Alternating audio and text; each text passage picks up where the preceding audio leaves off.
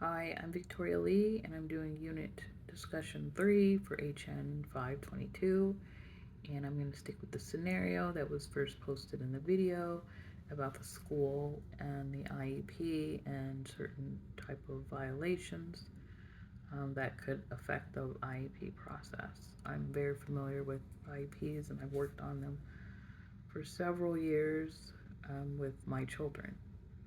So here goes.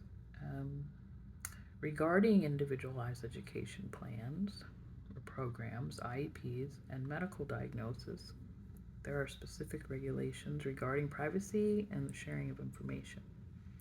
The Health Insurance Portability and Accountability Act, which is HEPA, and the Family Education Rights and Privacy Act, which is FERPA, play roles in this context.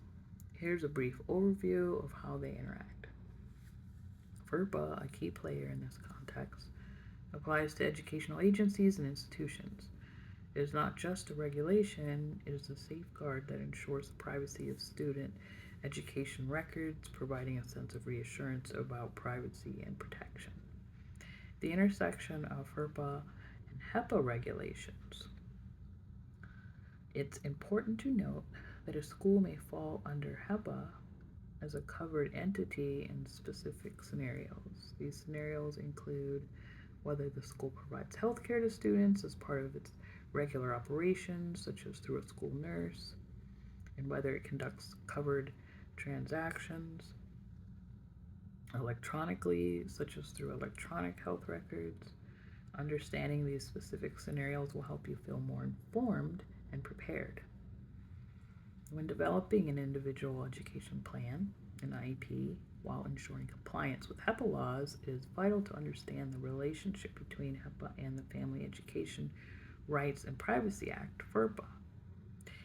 Here are some key things to consider. FERPA versus HEPA. Schools are generally governed by FERPA rather than HEPA regarding students' health information, which is considered educational records under FERPA. Consent and release of information.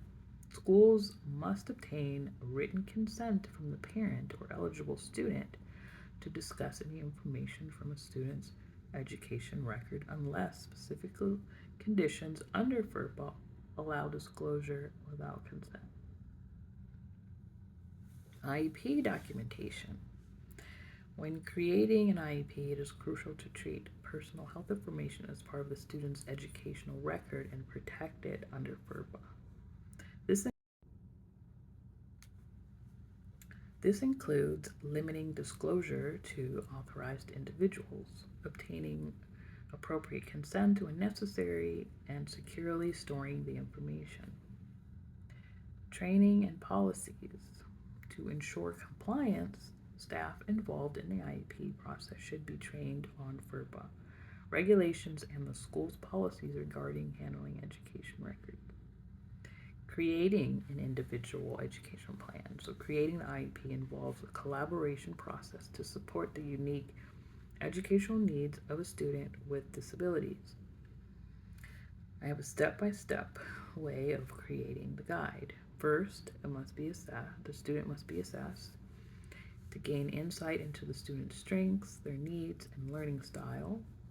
Utilize a strength-based approach to gather information about the student's abilities and challenges. And then the IEP has to be written. You create a written document that states the student's current performance levels, goals for the academic year, and special accommodations that are needed, and then the services that will be provided, such as speech therapy, OT sometimes, and even physical therapy, and extra breaks throughout the day, and any other, like maybe a one-on-one would be needed. And then decide placement.